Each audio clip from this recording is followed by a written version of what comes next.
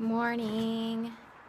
Okay, I'm starting off with some tea this morning, and I'm not really sure why I don't drink this one lately, and I'm not sure why I don't talk about it either, but I actually offer another tea on my website, which is red tea, and this is powdered just like the matcha is, and I'm going to have some of this today. I just wanted to mention it because I was going to have some today.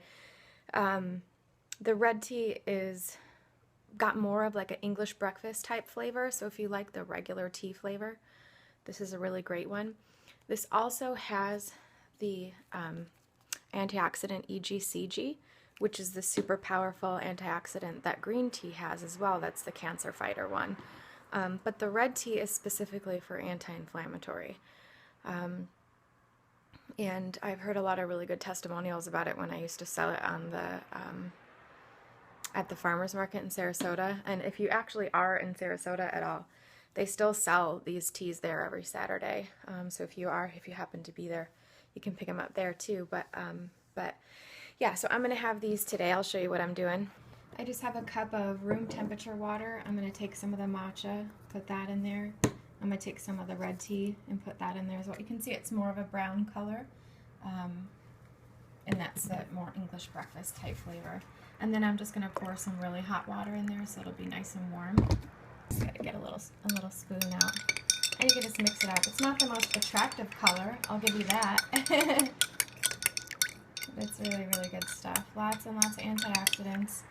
As I said, the red tea is great for anti-inflammatory. And I really like the flavor of the red tea too. I don't know why I haven't been thinking of it lately. I guess I got distracted by the hibiscus tea. But looks like swamp water, that's for sure. But I actually really do like the flavor of it. It tastes just like regular tea. And it evens out the flavor of that green tea a little bit.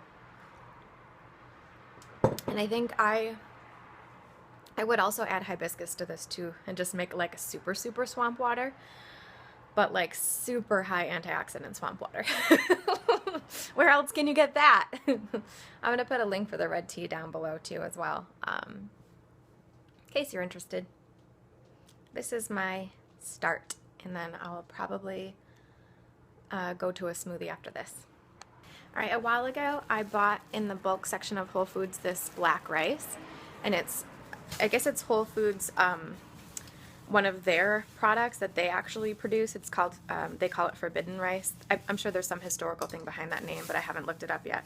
But I did look up black rice compared to like brown rice or wild rice or whatever. This rice is so beautiful. Let me show you. I don't even think you can get the full feeling of what this is like, but let me try to get as close as I can and focus here. Ah, my fingers. It is such a dark, beautiful color.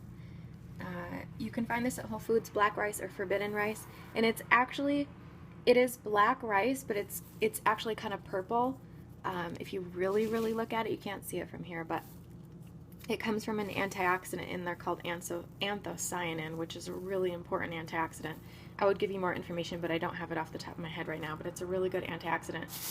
So I'm going to cook up some of this because I've never had it before. It says that it's, because the wild rice that I made the other day, I love wild rice. I think that's my favorite because it's super chewy. It's got a really cool texture, I think, at least.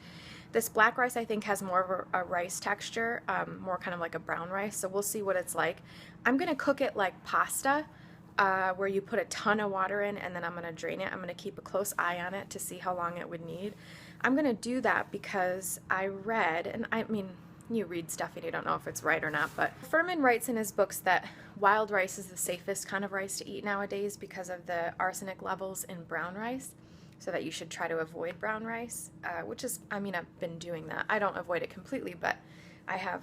Now I'm going to be having wild rice almost exclusively, except for this black rice that has tons of antioxidants in it. I'm like, well, that sounds cool. So I read this thing randomly somewhere. Maybe it was in a comment on the Whole Foods post I was reading or something, but it said that you should cook black rice like pasta, and that will remove more of the arsenic from it.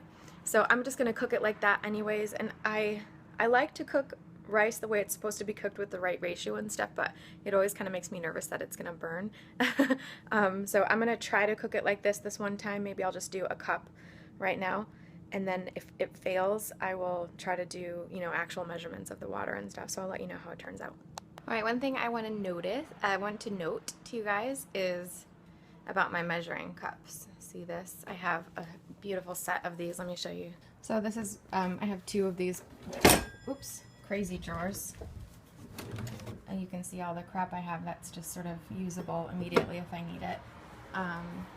And I have this set of measuring cups. This goes like this, and there's another one in there somewhere. And then I have the other ones are like this. My kitchen is messy, sorry guys. Let me show you. Like this. They're all around here somewhere. Anyhow, I want to make a really quick note. I have the other ones, but they're scattered somewhere. I want to make a note about these measuring cups. So these cups are actually, my friend has a company called Kitchen Drawer Plus, and he sells these measuring cups. And I want to say, he sent these to me to see what they were like for free. And I gotta say, like, I was like, oh, whatever, they're going to be regular measuring cups. But you guys, I've had lots of measuring cups in the past. I've had like plastic ones where the numbers wear off, and I just have to sort of hope I remember that this is the half cup, you know what I mean? Or is this the quarter? I don't know. And then I've had other ones that are really fancy looking, like this. This is a Williams-Sonoma pack or whatever, which is great, except this is a little bit hard to see. They're kind of an awkward shape. But guys, okay, I'm plugging these now because I've had some time to use them, and these are my favorite measuring cups I've ever had. They're super accurate. Like, first of all, I think they're like super accurate to measure by. And also, I didn't realize this. I didn't know that this was going to happen, but over time, my brain started to recognize the color for the measurement.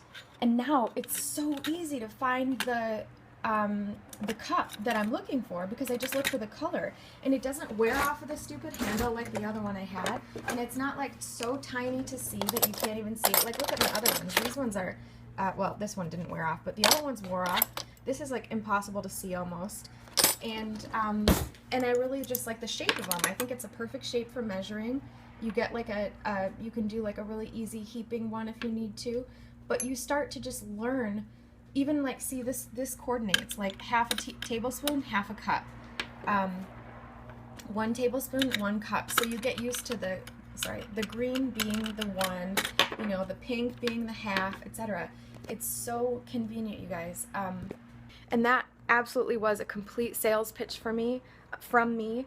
I did not pay for these measuring cups, but I would absolutely buy them for anybody, you know, family and friends. If they needed new cups or something, I'd be like, I'm going to get you these ones because they're so good.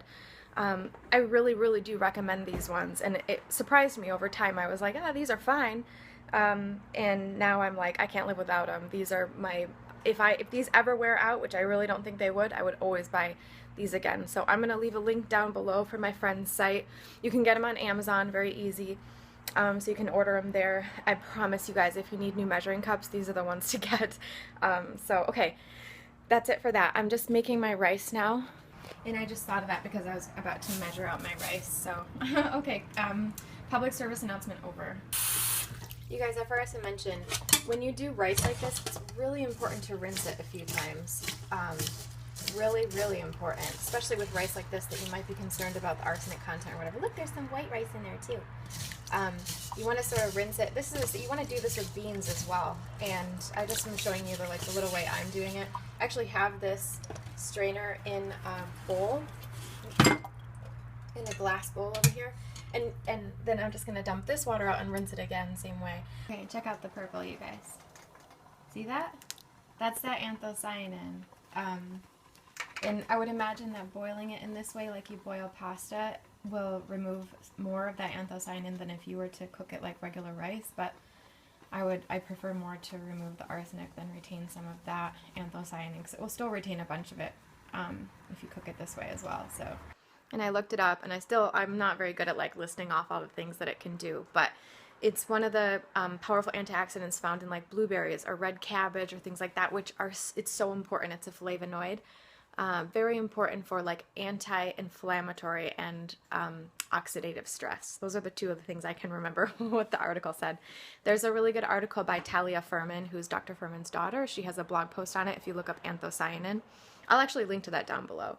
And so you can get that from black rice, turns out, which is really cool. So yeah, I'll let you guys know when this rice is done. All right, here we are at the 25-minute mark. You can see the purple a lot now. You can even see the purple in the rice. Let me give this a try and I'll let you know. Pardon me, I did just get out of the shower, yes. Multitasking, cooking rice and showering at the same time. All right, after 25 minutes, this rice to me is perfect. I'm gonna leave it in for another 5 minutes just to see what happens, but it's nice and chewy. It's got a really, like, I hate this word, but toothsome feel, nice and chewy.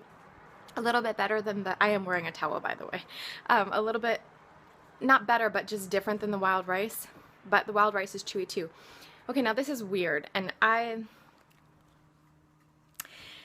going to tell you something about the flavor of this rice that I am sure no one else gets. Well, let me first preface this by saying that sometimes when I have avocados from Trader Joe's, when they kind of get bad and I haven't eaten them in time, they take on this flavor of bacon and the smell of bacon. And my husband actually noticed it before too, so that's why I don't buy avocados at Trader Joe's anymore, because I can't stand that. It's sort of rotting, but it also smells a little bit like bacon. Not that I don't love bacon, because I do, but just not when my avocados smell like bacon. However, this rice has a hint of bacon flavor. It's really, really strange / awesome. It tastes really, really good, but it doesn't just taste like rice to me. And maybe I just got a weird batch, and maybe I'm crazy, or there's something else going on physiologically with me that it smells like bacon, but am I the only one? I don't know. It's unmistakable. Moo feels the same way here. See? She thinks it tastes like bacon too, and she wants some. So I'm going to do 5 more minutes on this stuff and then see what the final time was. Okay, I'm going to go with 30 minutes is perfect. This is really awkward because I'm also holding a cat, because clearly it's moo time. But I'm going to dump this out so it doesn't cook anymore. Check this out, guys. Look at the purple water. See that? See how cool that is? Oh my gosh. And it tastes so good. I really, really love it. I'm just going to let this cool off in here for a bit, and then I'll put it in a container, and I'll put some in the freezer and I'll put some in the fridge.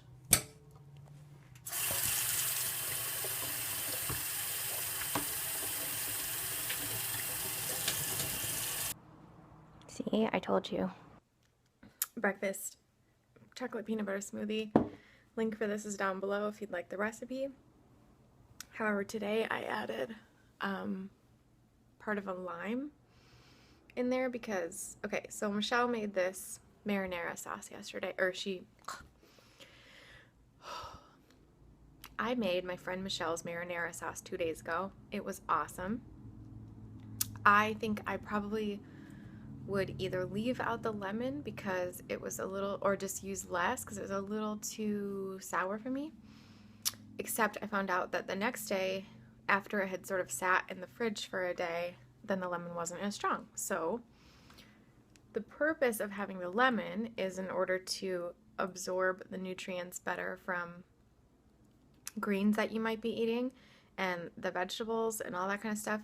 Nuts and citrus help to absorb things, help your body to absorb nutrients. So that's the point of that.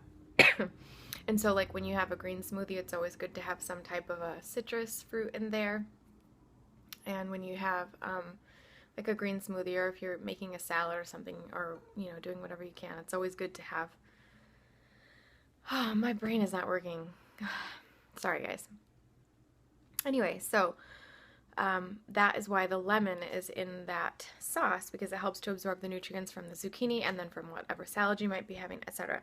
So I put a lime in here because I wanted to be able to absorb the nutrients from the greens a little bit better, but then it was too sour. So I ended up adding some honey. All of this just to say I added some honey to my smoothie today. Bye guys, sorry for wasting your time. 01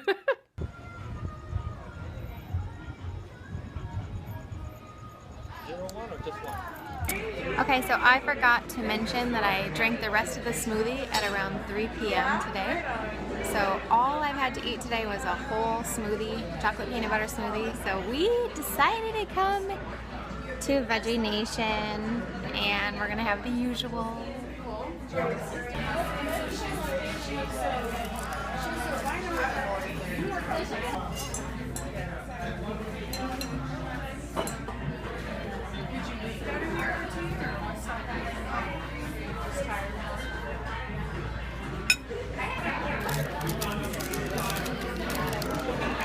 Ready? Oh, thank you. Where you can take pictures and videos while I drive.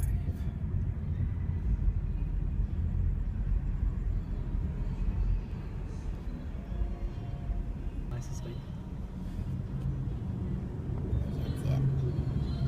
Kids are